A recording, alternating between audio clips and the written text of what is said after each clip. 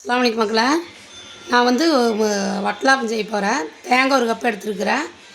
10 gram வந்து பொட்டுக்கடலை, மிளகு ஒரு 10 மிளகு, 2 ஏலக்காய், சுக்கு ஒரு 5 கிராம் எடுத்துருக்கிறேன். அரை கிலோ நாட்டு சர்க்கரை எடுத்துகிட்டு 5 முட்டையை எடுத்துருக்கிறேன்.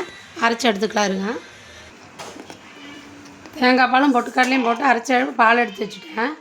அடுத்தது முட்டையும் சர்க்கரையும் போட்டு அடிச்சுக்கலாம். 5 முட்டை உடச்சி வச்சுருக்கிறேன், அதை போட்டுக்கலாம். தேங்காய் பால் இதில் ஊற்றி அடிச்சுக்கலாம். இது அடித்து வச்சு இது வடிச்சுக்கலாம்.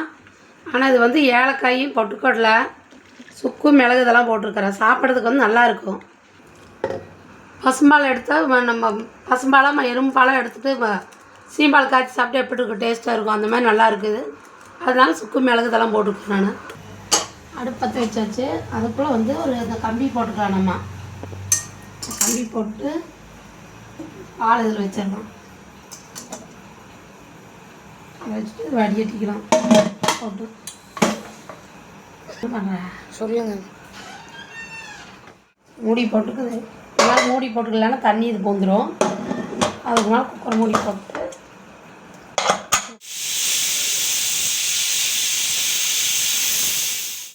வெந்துருச்சு.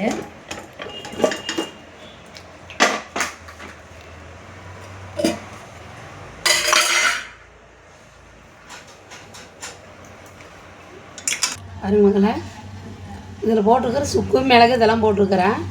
பார்த்தா சீம்பால் சாப்பிட்ற மாதிரியே ஒரு டேஸ்ட் வரும். நல்லாயிருக்கும். நீங்களும் சாப்பிட்டு செஞ்சு சாப்பிட்டு பார்த்து சப்ஸ்கிரைப் பண்ணுங்கள், லைக் பண்ணுங்கள், கமெண்ட் பண்ணுங்கள்.